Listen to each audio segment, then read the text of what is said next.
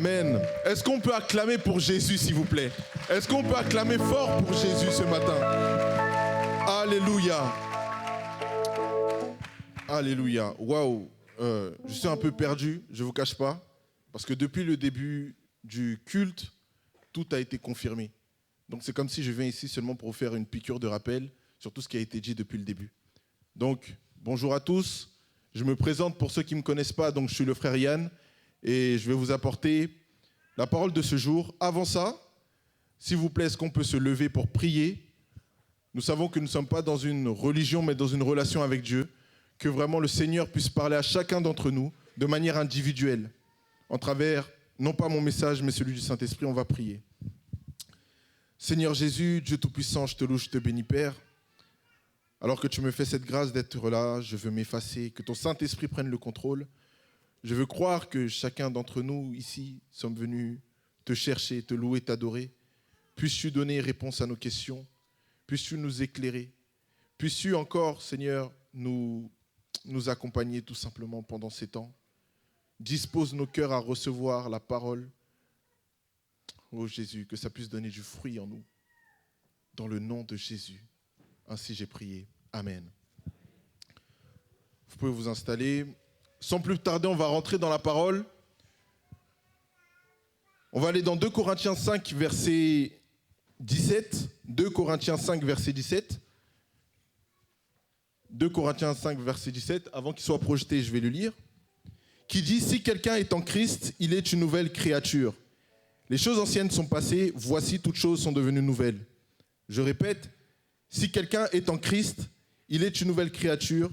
Les choses anciennes sont passées, voici toutes choses sont devenues nouvelles. Le titre de mon message s'intitule « J'ai besoin de Jésus ». J'ai besoin de Jésus. Pour entrer dans le message, je vais vous parler du papillon. On connaît tous le papillon, on sait qu'il y a l'œuf, de l'œuf sort la chenille va se nourrir, elle va grandir au point de devenir une chrysalide, et de la chrysalide va sortir le papillon. Il y a quelques caractéristiques de la chenille, moi, qui m'ont marqué. La chenille va muer 4 à 5 fois avant d'entamer sa métamorphose. Donc voilà, durant sa croissance, ça fait partie de sa croissance, lorsque la chenille va se nourrir, eh ben, elle va muer 4 à 5 fois avant sa métamorphose. Quand le moment est arrivé pour elle, elle va tisser sa propre soie, se suspendre à un arbre, s'accrocher à une branche si on préfère, en produisant du coup elle-même sa soie. Donc, pour vous imaginer un peu la chose, elle est suspendue dans les airs. Elle entame sa dernière mue avant de devenir une chrysalide. Dans la chrysalide, qu'est-ce qui va se passer? Dans la chrysalide, la chenille va se dissoudre au point de devenir un liquide pour créer un nouveau corps, le corps du papillon. Et je me suis posé la question, mais pourquoi est-ce que, Saint-Esprit, tu m'inspires comme ça? Et en fait, je me suis rendu compte que l'homme également muait. L'homme mue également.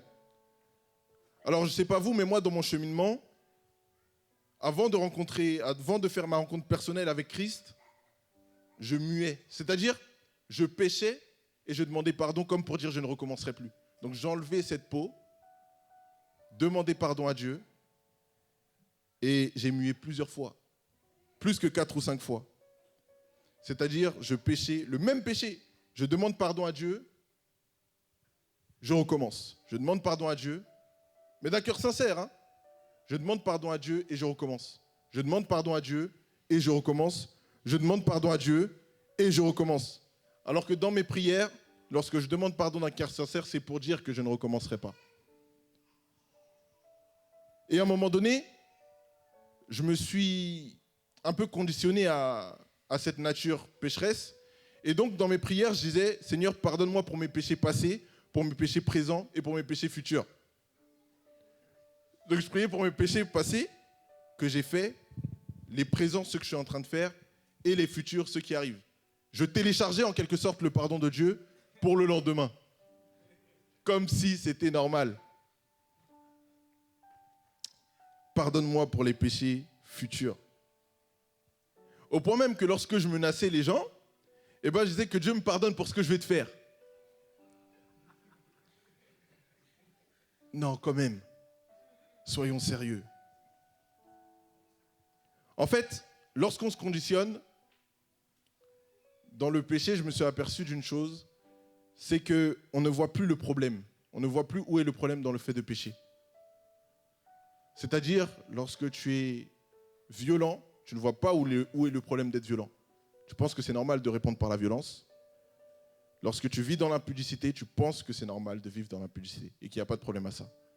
Ah, mais on est un couple, on sort ensemble, on mange ensemble, on peut aussi coucher ensemble. Parce qu'on ne voit plus le problème dans le péché. C'est un problème de mentir, c'est un problème de voler, c'est un problème de se masturber, c'est un problème de vivre dans la fornication. C'est un problème. Et tant qu'on ne se rend pas compte de ça, on va continuer à prier comme ça. Seigneur, pardon pour mes péchés passés, pour mes péchés présents et pour mes péchés futurs. Et d'ailleurs, demain, je vais voir une autre copine. Seigneur, pardonne-moi. Non. Non. Et moi, j'ai mué comme ça. J'ai mué comme ça. Et jusqu'à un moment donné, en fait, où je me suis rendu compte qu'il y a un problème. On ne peut pas demander pardon comme ça pour ce que je vais faire plus tard. Non. L'objectif d'un chrétien, c'est d'être meilleur de jour en jour. Et pas essayer de faire pire le lendemain. Et donc, c'est ma grand-mère, paix à son âme, elle repose auprès de Dieu aujourd'hui. Elle m'a dit, Yann, on ne prie pas comme ça. Yann, on ne prie pas comme ça. Comment tu peux prier pour les péchés que tu vas faire demain? Et je me suis rendu compte du problème et je me suis dit, c'est vrai. Jésus est venu sur la terre. On l'a chanté. Il est mort et ressuscité pour toi. Il est mort et ressuscité pour moi. Et tout ce que je trouve de mieux à faire, c'est de demander pardon pour demain. De télécharger le sang de Jésus pour demain. Mais je n'ai rien compris. Et là, j'ai compris qu'il y avait un problème. Mais même si j'avais compris qu'il y avait un problème, dans ce processus, j'étais déjà conditionné à être un être humain, donc de pécher tout le temps. Donc à un moment donné, je me suis dit, bon, j'arrête de demander pardon. Voilà, comme ça, il n'y a plus de problème. Je suis quelqu'un de très simple. Quand ça me prend un peu la tête, j'arrête. Donc je me suis dit, mais si on peut... Bon, j'ai arrêté de demander pardon à Dieu. Et je me suis dit, je vis ma vie comme je vis, je suis pécheur, Dieu me comprend. Il ne te comprend pas, hein. Il ne me comprenait pas. Parce qu'il est venu sur la terre. On dit aussi qu'il s'est dépouillé de sa gloire, pour toi et pour moi. On ne se rend pas compte, en fait, de toute la puissance de Dieu. Et il s'est fait chair, il s'est fait homme. Donc il ressent la douleur, il ressent même le stress, il ressent la faim et toutes ces choses. Parce que toi et moi, nous réfléchissons comme ça. Il faut que le système de pensée change. Il faut que le système de pensée change.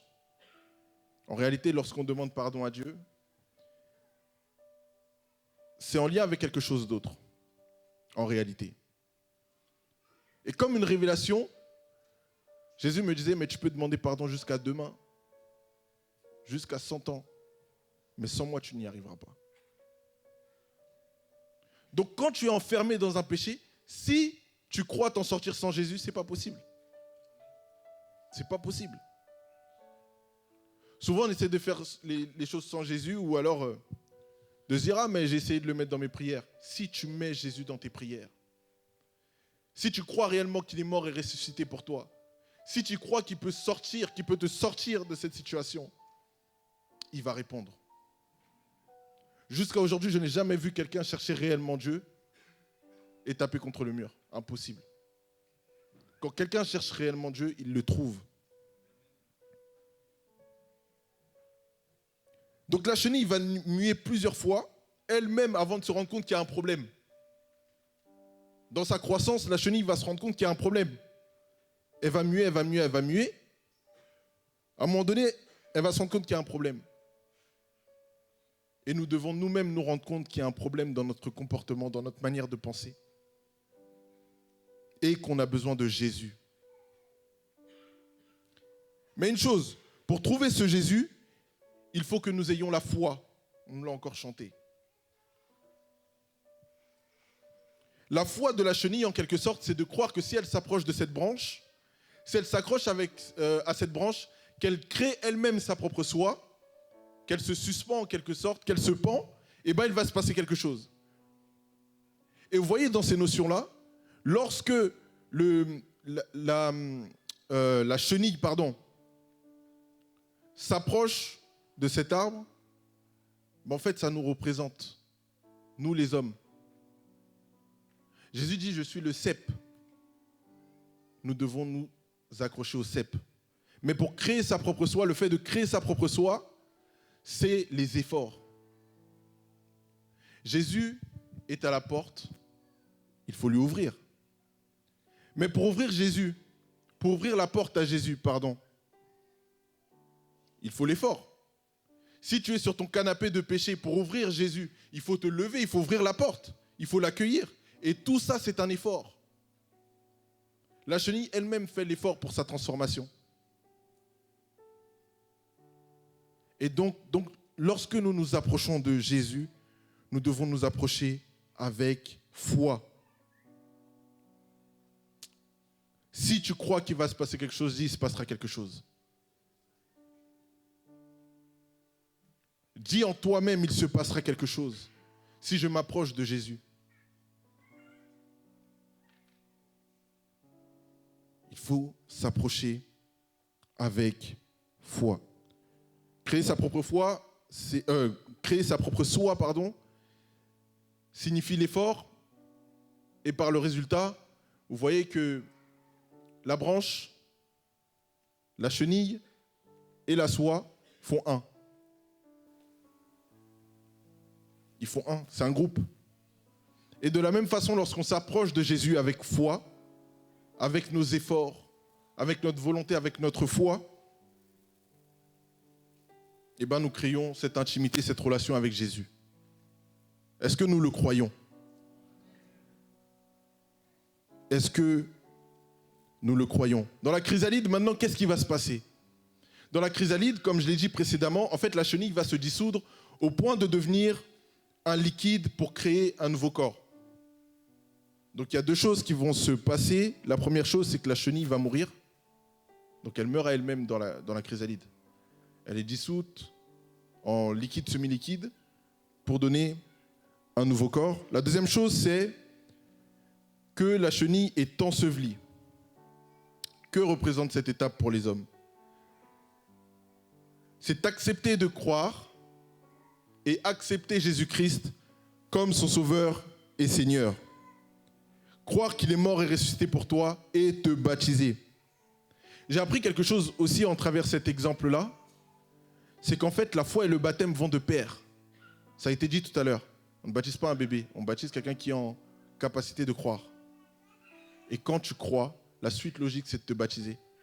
Parce qu'il faut un acte de foi. Et c'est cet acte de foi qui met le tampon que tu as accepté Jésus-Christ comme Seigneur et Sauveur pour de vrai. On va lire Colossiens 2,12. On va lire Colossiens 2,12. Si tu peux me le projeter, s'il te plaît.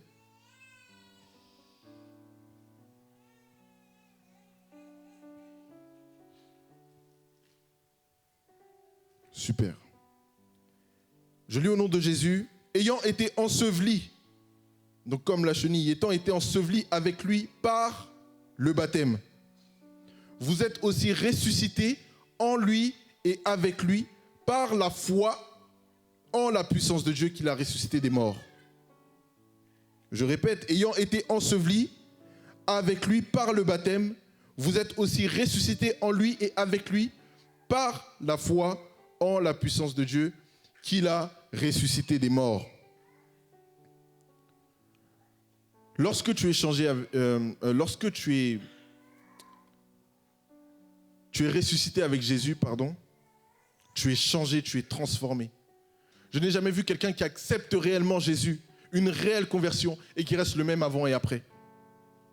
Vous allez voir que celui qui donne réellement sa vie à Christ, sa manière de vivre va changer. Jusqu'à ses fréquentations, jusqu'à ce qu'il va écouter, jusqu'à le temps qu'il va passer avec vous, tout ça va changer. Parce que Jésus a pris la première place. Jésus a pris la première place. Est-ce que tu as mis Jésus en première place? Mettre Jésus en première place, c'est pas simple, c'est pas facile. On nous a pas dit que l'évangile était facile, mais on nous a dit que tout est possible à celui qui croit. Alors, mettre Jésus en premier, c'est déjà chacun de nous ici. On est unis au nom de Jésus. Jésus est là au milieu de nous. Mettre Jésus en premier, par moments, c'est un sacrifice énorme. On se rappelle de cet homme qui voulait suivre Jésus et qui a dit « Ah, mais permette au moins que j'aille enterrer mes morts. » Jésus a dit « Laisse les morts enterrer leurs morts. » Lorsque je suis venu ici, je crois que c'était vendredi, ma grand-mère était décédée peut-être le mercredi ou le jeudi. Ça m'a fait mal à l'intérieur. Mais en même temps, il y avait le Saint-Esprit qui me disait « Tout va bien. Tu as fait le bon choix. » Alors, ma foi me pousse à croire qu'elle est auprès du Seigneur. Mais moi, dans mon état d'humain, j'étais dans le trouble. Et imaginez que quelques semaines après, il y avait mon mariage. J'ai lu dans un sondage que les deux plus grosses sources de stress, c'était la mort d'un proche et le mariage. Je me suis dit, mais franchement, mais le Saint-Esprit, Jésus m'a gardé.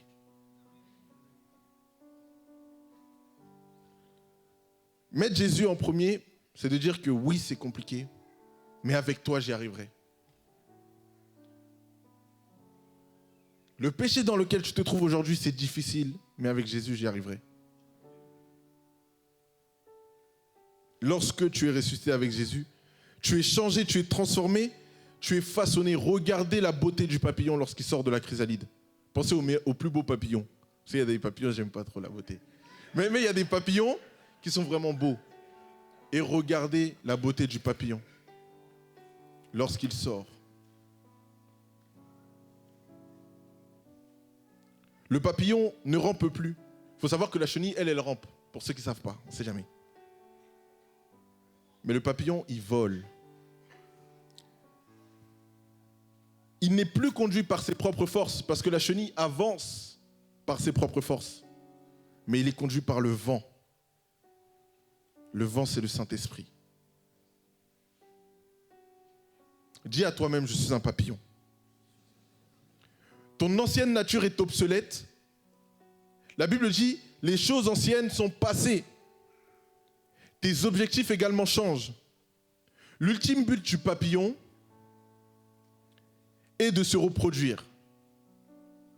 L'ultime but du papillon, c'est de se reproduire. Avant qu'il meure, il doit se reproduire. Ton but ultime devient le salut des âmes.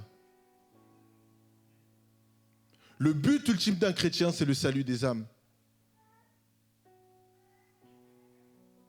Lorsqu'il y a l'évangélisation, soyez là. Lorsqu'il y a des programmes à l'église, soyez là. Parce que ça fait partie de votre formation et ça contribue au salut des âmes, comme vous ne le savez pas.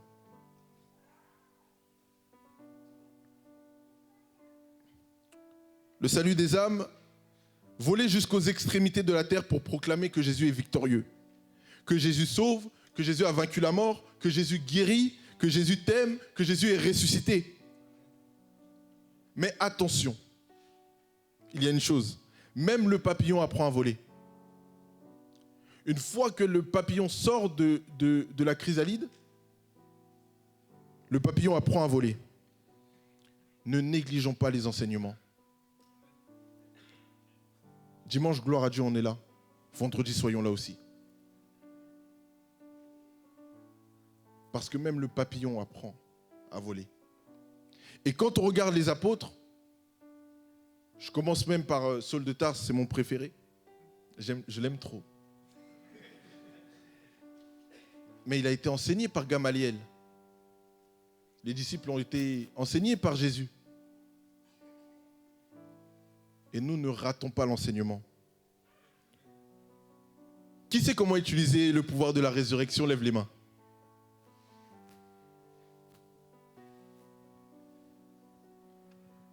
Tous ceux qui n'ont pas levé les mains, rendez-vous vendredi. Rendez-vous vendredi. Parce que pourtant, le Saint-Esprit nous a dotés de cette capacité. Mais, par faute de connaissance, on ne sait pas comment utiliser cette capacité. Voilà à quoi servent les vendredis.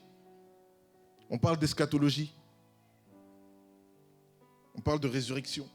Demain, s'il y a quelqu'un qui tombe ici, peut-être même moi. Comment réagir? Est-ce que c'est la volonté de Dieu? Est-ce que ce n'est pas la volonté de Dieu? Est-ce qu'on peut prier? Est-ce qu'on ne peut pas prier? Voilà pourquoi un chrétien mal enseigné, c'est un danger pour lui-même et c'est un danger pour les autres.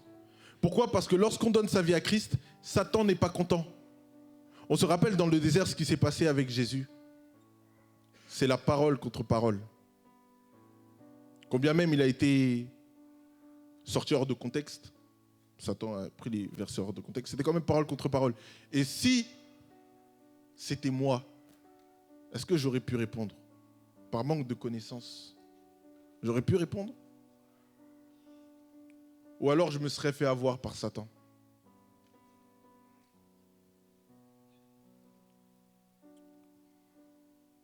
Sois déterminé à l'enseignement le vendredi pour être réellement ambassadeur du ciel sur la terre. Et vous voyez que peu importe les états, donc que ce soit la chenille, la chrysalide ou le papillon, chacun a besoin de quelque chose. Et vous voyez que nous, de la même façon, on a tous besoin de Jésus. On a tous besoin de Jésus. Amen. Je vous le laisse dans le nom de Jésus.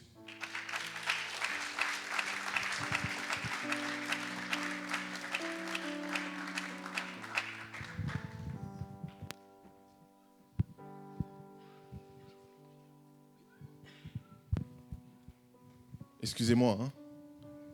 Est-ce qu'on peut se lever pour prier?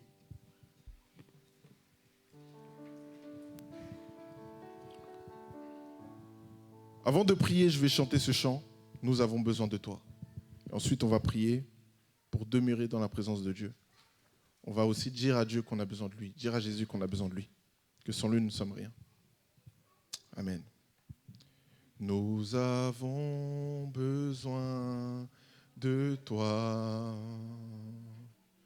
Nous avons besoin de toi. Ô Saint-Esprit, remplis nos cœurs. Nous avons besoin de toi.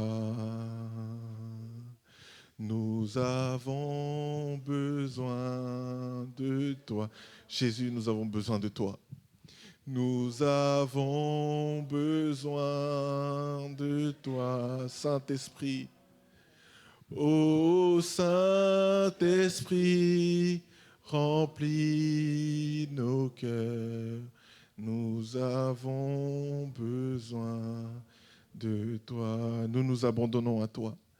Nous nous abandonnons à toi. Viens changer nos cœurs, Seigneur.